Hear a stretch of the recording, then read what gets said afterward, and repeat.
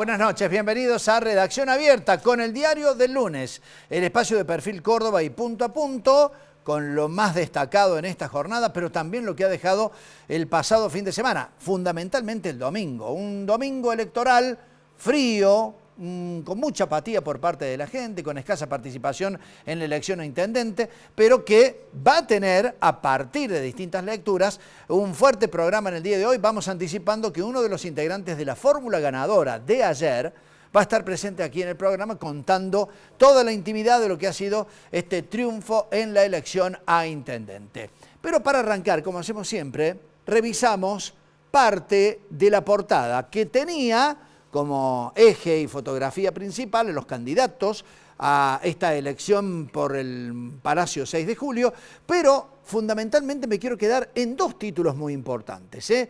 Uno de ellos, Patricia Bullrich, y ahí lo estamos viendo en la pantalla, afirmó en un mano a mano que tuvo con periodistas de Perfil Córdoba que Massa siempre perteneció al kirchnerismo.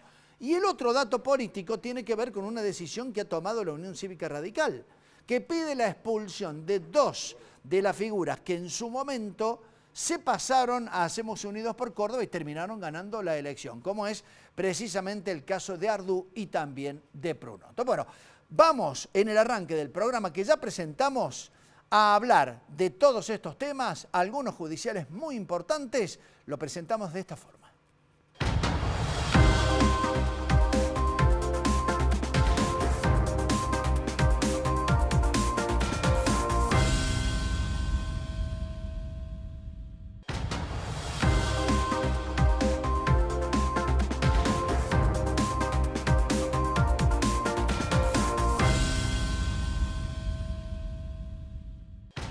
Vamos a presentar a los periodistas de el diario Perfil Córdoba que están acompañándonos esta noche. Como siempre, Diego Caniglia, María Esther Romero y José Usaniche. Bienvenidos, buenas noches. ¿Cómo están? ¿Bien? Bien. Julio, ¿cómo va? Han trabajado muchísimo ayer. Habemos intendente. Habemos intendente. Ayer Y temprano. y temprano, realmente. Bueno, nuevamente Relativamente temprano. la Junta Electoral con algunas dudas.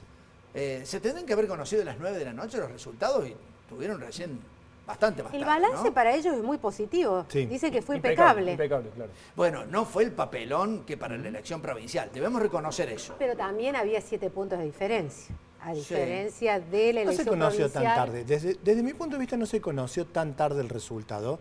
El papelón fue anterior, con la publicidad donde se avisaba explícitamente que no se cobraba multa por no ir a votar. Ahí me parece que radicó gran parte de este papelón realmente de la Junta Electoral, pero bueno, más allá de eso creo que el resultado ha sido relativamente positivo. Ahora, la pregunta es, ¿qué quisieron hacer? ¿Con una solicitada para decir, muchachos, recordamos que la elección todos tienen que ir a votar, pero no vamos a cobrar multa?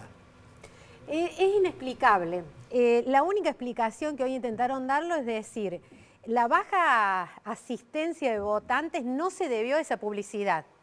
La pregunta, contrafáctica a esta altura, es ¿qué pasó por la cabeza de aquellas personas que estaban dispuestas a no ir a votar? Sí, o que estaban dispuestas a ir a votar, si las desalentó un mero aviso en un diario. La cantidad de gente que fue a votar Claro. hubiera sido mayor sin ese aviso, por ejemplo. O Hubiera si pasado. desalentaba, si el aviso desalentó a alguien que estuviera dispuesto a ir a votar. Bueno, es contrafáctico eso, no lo podremos saber.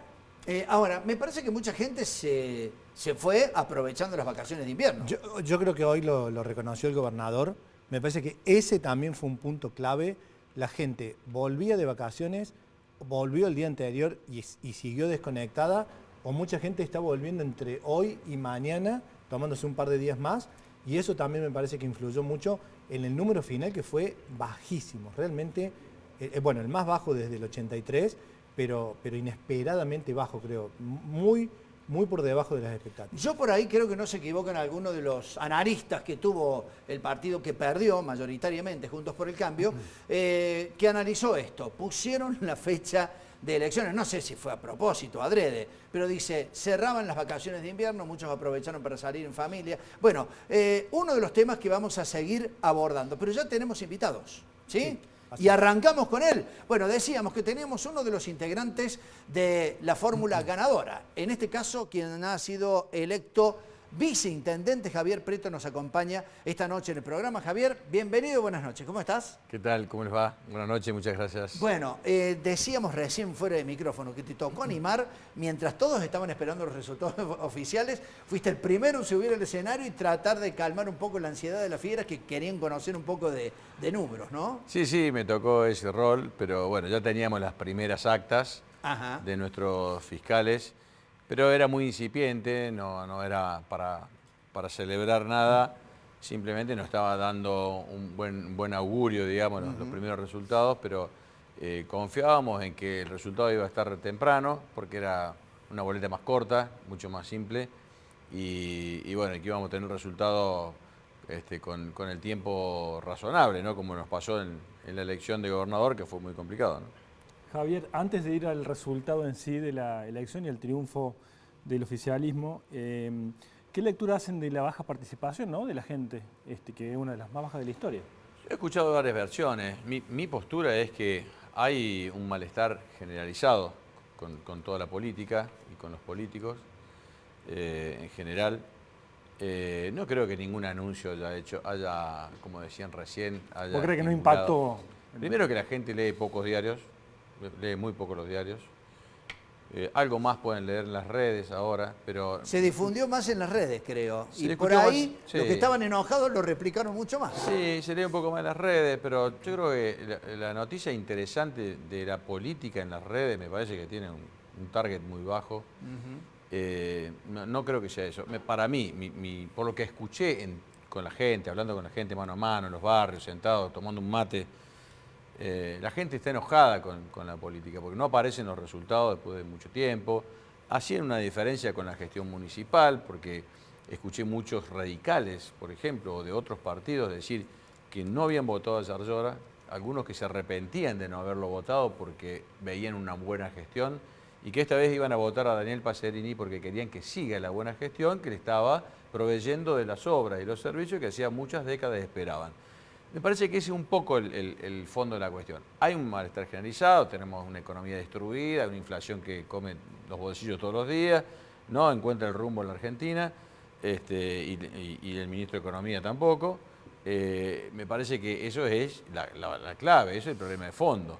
Y después, bueno, también muchas promesas incumplidas de muchos políticos durante mucho tiempo hace que haya ese malestar. Para la oposición, este rol que en teoría pareciera que tuvo la justicia electoral municipal fue clave, ¿no?, para la oposición. Incluso una de las primeras declaraciones de Negri fue: hay un ganador, es la justicia electoral municipal. ¿Crees que es una excusa? Si hubiera ganado el Loredo, me hubiera gustado escuchar la declaración de Negri. Me parece que se nos perjudicó a todos. Imagínense, nosotros sacamos un altísimo porcentaje en los barrios donde hubo menor porcentaje de participación. ¿Qué queríamos nosotros? Que vaya la mayor cantidad de gente a votar. Porque en esos sectores donde valoraban la gestión, valoraban la obra, supuestamente no iban a votar nosotros. Así que me parece que empezaron a embarrar la cancha, a hacer denuncias, a hacer planteos que, no sé, posiblemente manejaban algún número, que lo que parecía una victoria holgada iba a ser muy ajustado, y empezaron con ese planteo. Pero te reitero, me hubiera encantado escucharlo a Negri si el resultado hubiese sido otro. Posiblemente haya dicho otra cosa. Javier, hablando un poco de la estrategia que llevó al triunfo a Hacemos Unidos por Córdoba, ustedes partieron de, en el comienzo, ¿tenían el número de que De Loredo les llevaba 10 puntos? Sí. ¿Sí? De Loredo, en todos los analistas, o un promedio, para no decir todos, un promedio importante, la mayoría, lo tenía a Rodrigo un mes antes o 20 días antes, lo tenía 12, 13 puntos arriba. Es decir, ¿es real que la figura de Loredo era como más conocida en el terreno para el cordobés a la hora de votarlo? Era más conocida, me parece que despertaba como un interés de un recambio generacional. Ha trabajado mucho en la ciudad, la ha caminado mucho, ha hecho muchas propuestas, mucho en las redes, mucha comunicación. Rodrigo viene haciendo una publicidad en sus redes desde hace muchísimo tiempo, con una inversión tremenda. Era esperable que hubiera esa expectativa, había esa expectativa, sí. Ahora, Javier, te lo pregunto como hombre de la política. Después te lo voy a preguntar, que me hagas un análisis político. Pero cuando vos creés que vas a ganar, porque tenés una encuesta, que creés que vas a ganar por 5, 6, 7 puntos, ¿es que viene tanta gente importante del partido de Juntos por el Cambio a apoyar un hipotético triunfo? Digamos, ese respaldo se logra con una encuesta, no con una vengan por las dudas gane. Yo creo que sí, está sostenido en una encuesta. O sea, están mostrando los números y por eso había esa expectativa y logró esa convocatoria de tantos dirigentes nacionales. Ahora, lo que cada vez está más claro es que la política no se hace por las redes. Las redes ayudan a comunicar o a difundir, pero la política real se hace cara a cara, embarrándose, metiéndose en los barrios difíciles, hablando con la gente, trabajando con las cooperativas, los centros vecinales, las ONG. Ahí se hace la política, o sea, ayudando a la gente a resolver problemas. Yo me la pasé recorriendo barrios y había gestiones que eran de ponerle el pecho y gestionar con funcionarios que yo ni conocía, muchos funcionarios no conocía. Iba, le metía el pecho, presentaba notas, llamaba por teléfono, che, ¿por qué no solucionamos esto? O sea, esa es la que me gusta a mí, es la que conozco, es la que entiendo, es la que soluciona los problemas. Solucionamos muchos problemas que eran problemas típicos de la burocracia o de la inercia negativa de la burocracia. Y habría que tener campañas más seguidas, entonces. No, eso se hace ocupándose. O sea, el político que le gusta la política y que la disfruta y que lo hace por vocación, hace esas cosas. La satisfacción es ayudar a resolver problemas. Está bien. ¿Se movilizó más el partido en esta oportunidad que en la elección que ganó Yarzora? Sí, yo creo que sí, mucho más. Mucho más. Aunque votó menos gente, se movilizó más. Se movilizó mucho más, antes también se confiaba mucho en números que eran muy auspiciosos. Bueno, era como que era un trámite, la elección estaba resuelta y el susto movilizó. Y además Martín se puso la campaña al hombro, fue el jefe de campaña, estuvo al pie del cañón conduciendo esta campaña y exigiéndole a los militantes, a los dirigentes, funcionarios, ocuparse del trabajo que tenía que hacer cada uno. Es decir, había algo más que la intendencia en juego, ¿no? Sí, claramente. Era defender una gestión y también acompañar un resultado que ya era positivo, el de la gobernación, y que como todos sabemos no es lo mismo cuando hay un mismo signo político en la ciudad y en la provincia, porque los resultados parecen más rápidos. Nosotros, este es un gran equipo que jugamos de memoria. Yo los conozco hace mucho tiempo a los dos, si bien estaba en otro partido, los conozco, sabemos cómo trabajamos, cómo funcionamos, y acá no hubo ninguna instrucción, era salir a hacer lo que cada uno sabe hacer, y eso es lo que Martín estaba poniendo en juego, ¿no? Digamos, un acompañamiento, valorando la gestión por los resultados, pero además una perspectiva de terminar, no de terminar, porque no se termina nunca, sino de avanzar y continuar una serie de políticas públicas que vienen funcionando bien, otras que hay que corregir, que hay que mejorar, y sobre todo en la ciudad, que se hizo muchísimo en 2 años y medio, porque el primer año era poner en orden la administración, donde quedan muchísimas cosas por hacer todavía, y ese es nuestro desafío con Daniel Pacerini para la próxima gestión. Y tratando también, Yarzora, de apuntalar un poco a Pacerini, más allá de su impronta personal que le quería poner, porque en el programa anterior Juez dijo que a Pacerini no lo conocía nadie. Sí, es real. En este programa. Bueno, que le pregunte Juez a los cordobeses. No era, o sea, mira, que no hay fue, una máxima en la fue una política. mala sensación esa. Hay una máxima en la política, que también la conoce Luis, nadie vota a quien no conoce. O sea, Nadie. era una mala percepción de que a Daniel Pacerini no lo conocía. Totalmente. Daniel es una persona muy comprometida. Daniel no es un vice de escritorio. Daniel vive recorriendo los barrios, trabaja en un consultorio médico, en un barrio muy difícil, ayudando mucho al padre Mariano Oberlin. Visita todas las instituciones, los conoce personalmente, los llama por su nombre, porque los ha visitado, le ha ayudado a resolver problemas.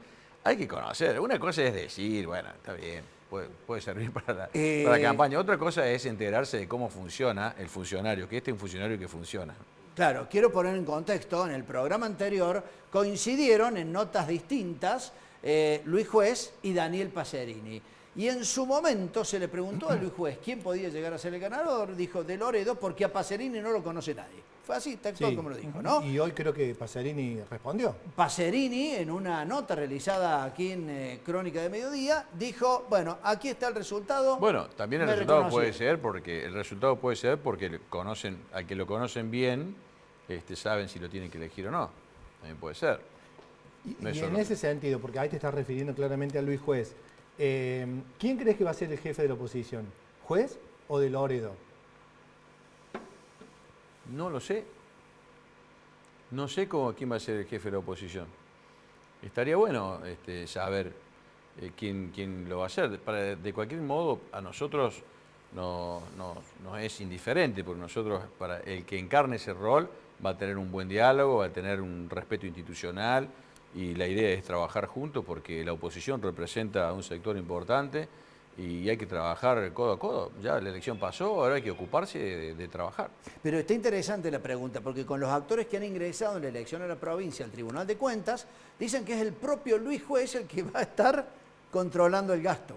Me parece muy bien, me parece fantástico, en una gestión transparente, abierta, donde cada vez hay más transparencia en la gestión pública, que es muy bueno que eso suceda, que haya controles me parece perfecto. Lo que no deberían hacer los controles son palos en las ruedas o impedimentos, que a veces con la ayuda de la burocracia eso también suma disvalores a la institucionalidad.